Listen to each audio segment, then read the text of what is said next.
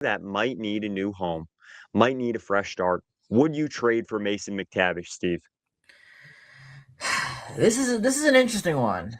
But honestly, when you think about it, there really aren't a lot of alternatives to consider. I just mentioned the Flyers as a team that have took a risk on a player like Zegers. I think that would be a similar situation.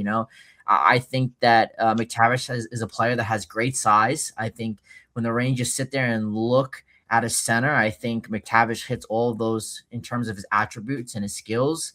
So it all comes down to if the Rangers want to go out there and take that risk, and also comes down to the asking price. I'm not sure. I think you would be more well versed to talk about this than I can. I'm not. Do you know what the asking price would be for McTavish?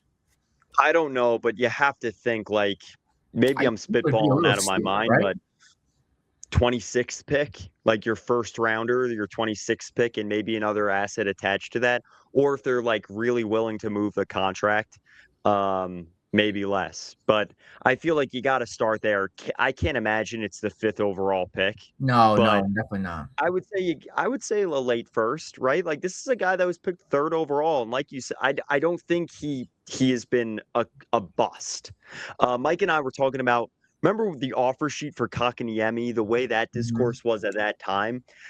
It just doesn't seem like it's as loud as that right now for McTavish, but I do think he's a really solid player. Like I love the profile. He's physical, power forward, sharp shooter, net front guy. He's just lax on the defensive side of the puck. That's part of development. And, Mika Zibanejad, I love that comparison too, Steve. When he came to New York, he was young, looking for a little bit of a fresh start, same age, 23 years old.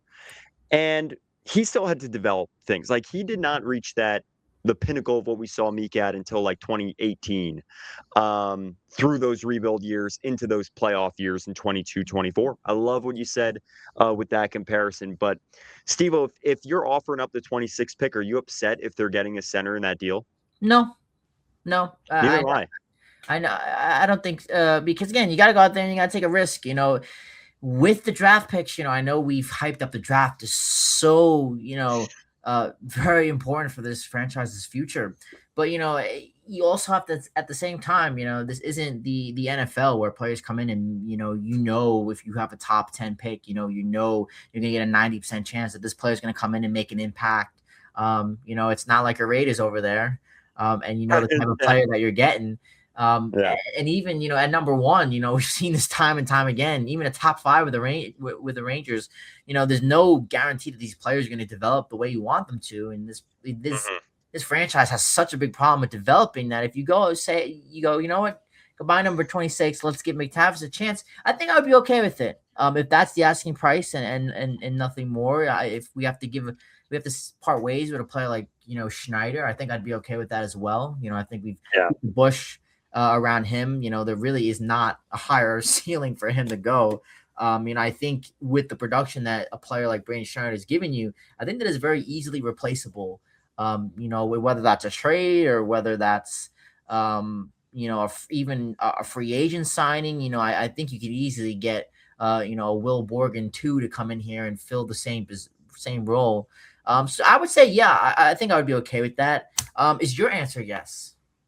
Yeah, because you know what? Now that the pinky ball in between my ears is going on this, it's been a long time, man, since we've been talking Rangers puck. Like, you get if you draft a defenseman fifth overall that could take a solid 2 years to develop into a really good player. By the way, like some of these prospect profiles on these defensemen are really encouraging. Again, we're gonna put in all over this episode the prospect on link to listen to that conversation because he said everything 100% to a T, perfect, eyes dotted, and you get a center instantly.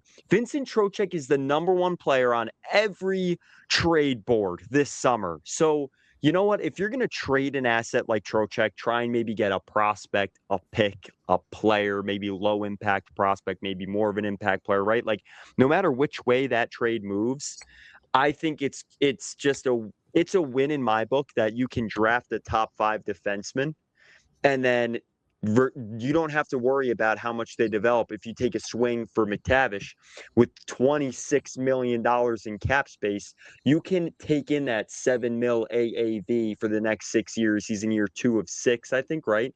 So 4 years. And he's 23 right now. It expires when he's 28. So I just think that's like a really good position to be in. I don't see any flaw in that. If he's our 2C tomorrow, okay. I mean, this is a guy that put up 50 points last year, just below 50% in the faceoffs. And again, this is a team, a program that you're trying to get back into contention. And this is a guy that wears the game on his face. He is hard nosed. He is in the fight in a lot of ways, similar to Trocheck, the guy that's probably out of the door. So if it's me, I I'm trading for Mason McTavish here in my literal armchair GM. I agree with you 100%.